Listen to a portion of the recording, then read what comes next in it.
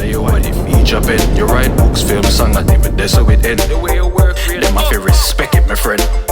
Nah, I beg nobody. Hello everyone, Jay Mullings from Written Mirror here, aka Wicked Penman. Today's topic, carrying on the Black History theme. Well, here's the question I wanted to pose, and then we can kind of get through this together. Is there a sustainable music career covering black issues in the UK? I'm gonna say it one more time. Is there a sustainable music career covering black issues in the UK? Honestly, I don't have all the answers to this one, but if I was, if someone was to hold maybe not use the gun to the head scenario or hypothetical. If pressed to come up with the top of my head 5 conscious musicians that their message is consistently positive, who would I be able to come up with? Yep, the obvious ones would be Akala. Okay, but if we were supposed to get younger, so let's say if you think of the most popular artists in the game right now, you would go Ed Sheeran, you'd go with your Miss Banks, Steph London, so on and so forth, right? You'd go in those directions and you wouldn't be wrong. Little Sims and all that, right? Cool. If you were to think specifically about people who are consistently positive, aspirational, uplifting from the new bunch, maybe you go Koji Radical and Geico. I can't really think of too many past that. I'm not saying they don't exist, I'm just saying they don't instantly pop to mind. So the question is it sustainable? Can you just come out and be pro-black, speak about black issues, not in a preachy way, so not nobody ain't really got time for the sermons in every single song, but can you do that and have a sustainable and happy career doing that? Not sure. I'm not sure at all, actually. So that leads me to, does that mean that the audience, the black audience, has accepted that you're gonna get, no one's a monolith and all of that. You can express yourself in different ways. Are people going to accept that if you want to be progressive, aspirational, motivational, uplifting to the community, you're gonna have to take 1-2 songs talking about people's pom-pom and something as well? If that's all right and that's cool, then I guess that's the end of the topic, right? We don't need to really go much further.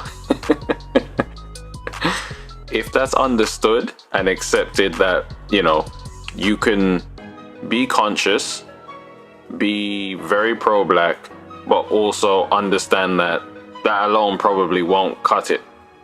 If you want to live from your music, you need to have hits, you need to have radio play, you need to have collaborations.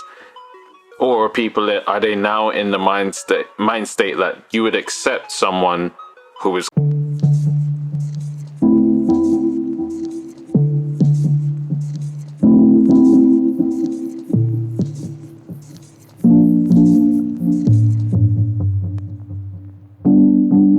you wouldn't expect to see them, suited, booted, presented in a certain way 1 minute, and then the next minute they're trying to be in the roads at the same. You wouldn't go for that, because that's not what you're asking from them. You're asking them to constantly present a professional, can't call it a facade, a professional image at all times, because it affects how business is done through them or changes facilitated through them.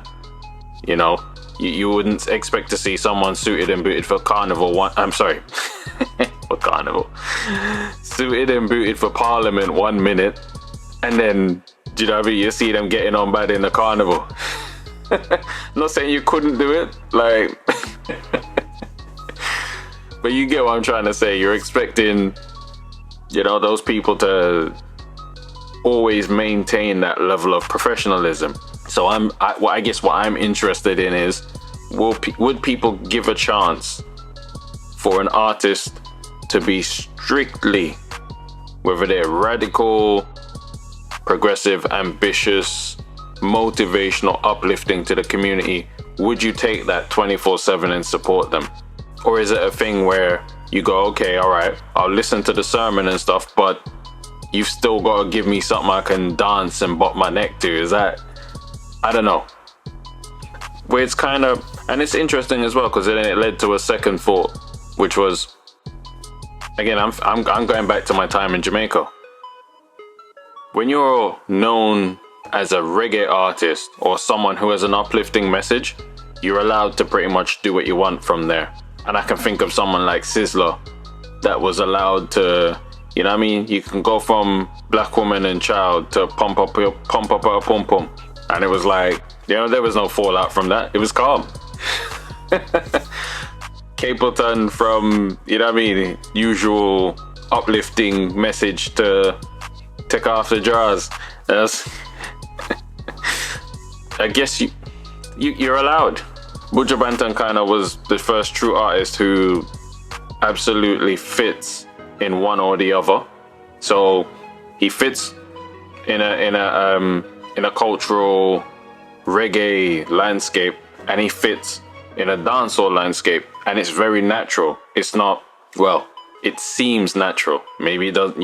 I've never spoken to the guy. Maybe it's not natural for him. You know, maybe it's something where he feels he has to put more effort in one side than the other. But to me, his voice always lended itself to being either or. And again, to a lesser extent, Sizzler, the same thing.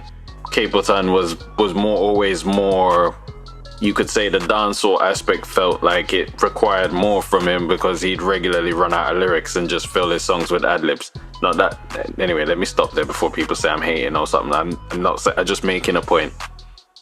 And then I already wrote down these topics at the beginning of the month to say, oh, this is what I was gonna do. And then boom, go on Twitter today and there's beef between Stormzy and Chip, and there's music coming out on the back of the beef, and that's what gets people motivated and moving and talking. And then I was thinking to myself, if they came together and said they were gonna do a Black History thing, would everyone fall in line in the same way and seek it out, and would it be as talked about? And then I made a video before this one where I was like, the media has never really 100% been fair to Stormzy.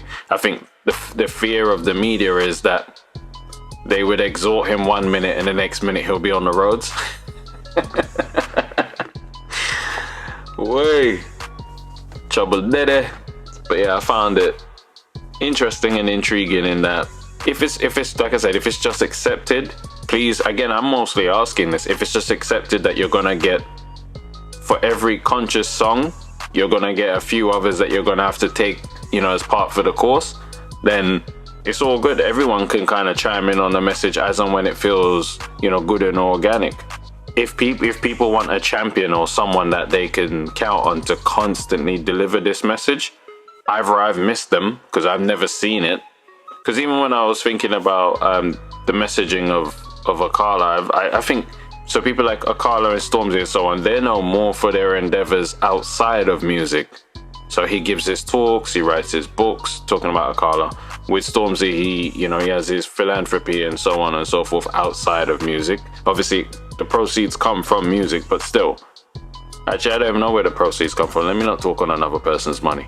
But yeah, so I was kind of like, well, who is it that really does this thing and stays on message at all times? And it's hard for me. I don't really see it, nor do I expect it of anyone. I would never like put that expectation on the artist that, yeah, you've just got to stay in this lane. That's why I know a lot of people, again, back to the Jamaican side of things, they like when Coffee steps out of the reggae mold to do other things, but it's almost with it comes with a disclaimer of, you better make sure you don't leave your business to spoil. Make sure you come back to the reggae thing regularly. If you're gonna go anywhere, make sure it's with a view to coming right back. And I understand why, you know, they have that connection with her. She's built that rapport with her audience, so on and so forth.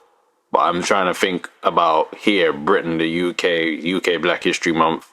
What's the relationship between being conscious and having a long career? Can you have both? Or do you have to have a long career and pick your moments when you're going to be conscious and radical? Or can you be conscious and radical but don't expect to have a long career? Like, is that what it is? Anyway, leave me a comment. Say, let me know what you think. Because like I said, I'm just really posing the question per se. Because I'm not 100%. I'm not sure. I'm definitely not sure about this. Anyway, let's park it. Let's put it in park for now. And yeah, if you haven't, I guess, like I said, check out Koji Radical. Check out Gaika. Check out these people's music. See what you think. J Mullings, Written Mirror, aka Wicked Penman. Oh yeah, of course. Sorry, my bad. Please like, comment, follow, subscribe, all of that good stuff. Listen to the music on any of your favorite streaming platforms. Wicked, Wicked, second word Penman, Penman. Wicked Penman. I'm playing. Anyway, I'm out.